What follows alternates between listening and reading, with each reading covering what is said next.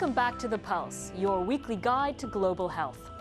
Malaria is on the rise, and conventional drugs to treat the disease are losing their punch. Fortunately, there is a new treatment for malaria from an ancient source. It's a drug called artemisinin, and it comes from a plant used in traditional Chinese medicine. Artemisinin-based treatments are incredibly effective. The big question is how to get them to hundreds of millions of people in need. Here's our report. This herb is the newest weapon in the fight against the deadly disease malaria. Artemisia annua has been used in China for thousands of years to cure fever. It's now used to make the latest anti-malaria drugs. Doctors worldwide say it has revolutionized treatment. But the drugs are not reaching many of those who desperately need them. What's really frustrating is that we do have this very effective drug in our hands, yet we are still hearing that people are dying from malaria.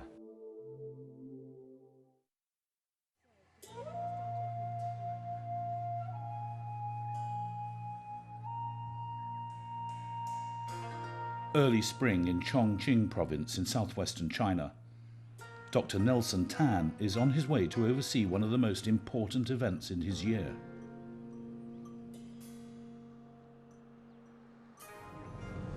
My name is Nelson Tan. I'm from Holy Farm, a Chinese pharmaceutical company specialized in plant-based medicines. Today we are going to a very important event of the year. We're transplanting millions and millions of Artemisia seedlings all over China. Transplantation of Artemisia every year is a huge task for us. It involves millions of seedlings and hundreds of farmers. We are doing this every year to meet fast-growing demands of the market. In 2004, the World Health Organization declared treatments based on artemisinin the best drugs to fight malaria, which is spread by mosquitoes. Most countries have made the new treatments part of their official health policy. Artemisinin is the most important drug against malaria at the moment. It clears away the parasites, and this is of particular importance because all the existing drugs have developed drug resistance, making them virtually useless. Artemisinin drugs kill the malaria parasites which attack the red blood cells and stop them multiplying. Scientists are unsure exactly how they work. They do know that artemisinin is effective where conventional drug treatments have failed.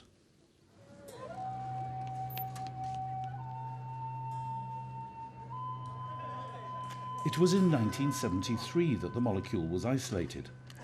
The Chinese scientists who made the discovery were part of a secret task force ordered by the government to find a cure for the malaria ravaging the Viet Cong in the jungles during the Vietnam War. More than 30 years on, China is now the largest exporter of artemisinin. It's considered a critical weapon in the global war against malaria. But it's up to 30 times more expensive than the other drugs and too costly for those who need it most. Burkina Faso in West Africa. It's one of the countries which stands to benefit from the new drug.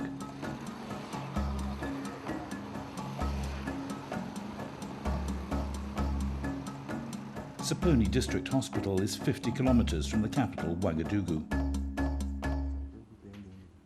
2-year-old Auguste is causing doctors concern.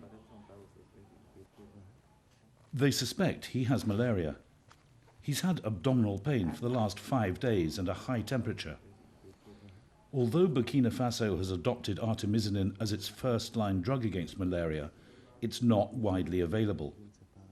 Doctors often have to make do with a much older medicine, chloroquine, which fails 50% of the time.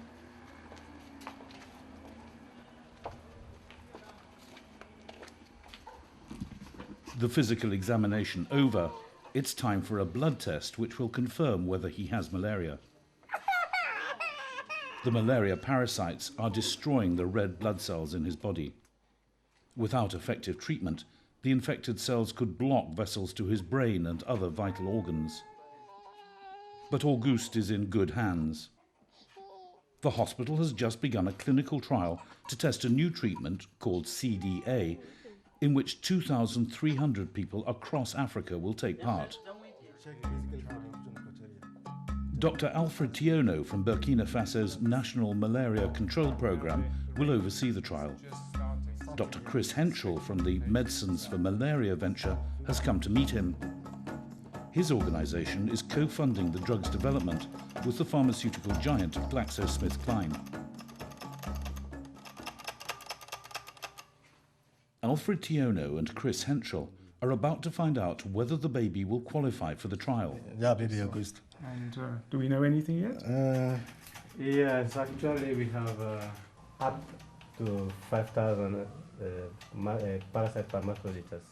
More than 5,000. 5,000. Yeah. So clearly positive, Clearly positive. clearly to be included in the trial. Auguste's malaria confirmed, he can now receive his medicine. He will get one of two treatments. The rules of the trial mean that the medical team do not know which drug he's getting. One of the treatments has artemisinin added. Either way, Auguste will receive a much more effective drug than he would normally get. The pills are ground up and given to him with water.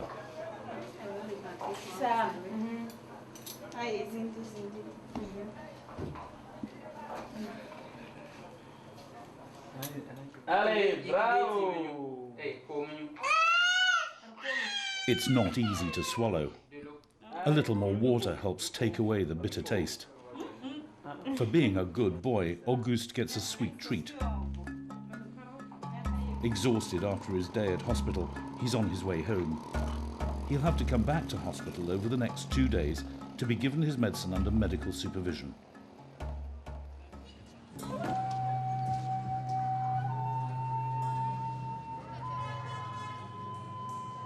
Back in Chongqing province in southwest China, Dr. Nelson Tan is today inspecting the factory at Yuyang. Here, tons of dried Artemisia annua leaves needed to make the drug are stored.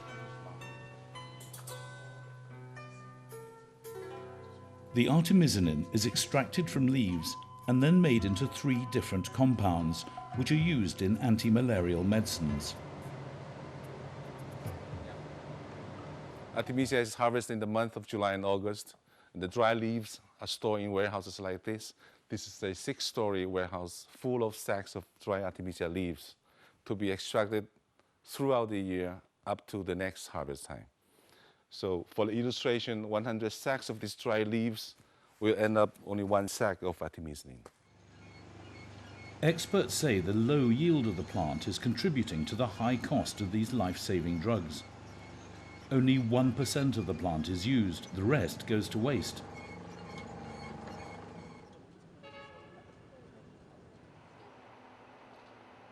Scientists are now trying to change this.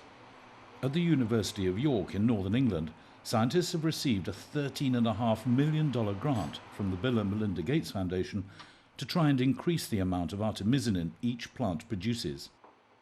They're combining traditional breeding methods with the latest technologies.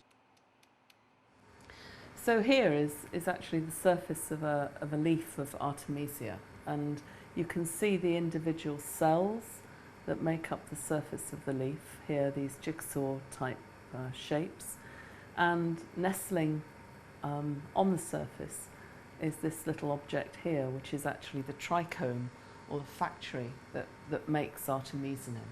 And this is the only site in the whole of the Artemisia plant that actually makes this chemical. Over here, you've got a lower magnification shot where you can see the surface of the leaf, and you can see the number of these factories that are present across the surface of that leaf. What we're trying to do is increase the yield of artemisinin in these plants. Now, clearly one way of increasing the yield would simply be to increase the number of these little factories, and by increasing the number of factories or trichomes, then you're increasing the yield. Scientists are confident that they will be able to breed varieties of the plant that can produce 10 times more artemisinin than at present. That will result in lower prices. In 2005, Burkina Faso adopted artemisinin as its main drug against malaria. But it's not cheap. At $8 a course, it is much more expensive than chloroquine, which costs a few cents. These are drugs which are too expensive really for the national systems, so they have to be subsidized. The money has to come from outside. And that whole process, and then getting the drug, once it's in the country, it becomes a quite valuable commodity.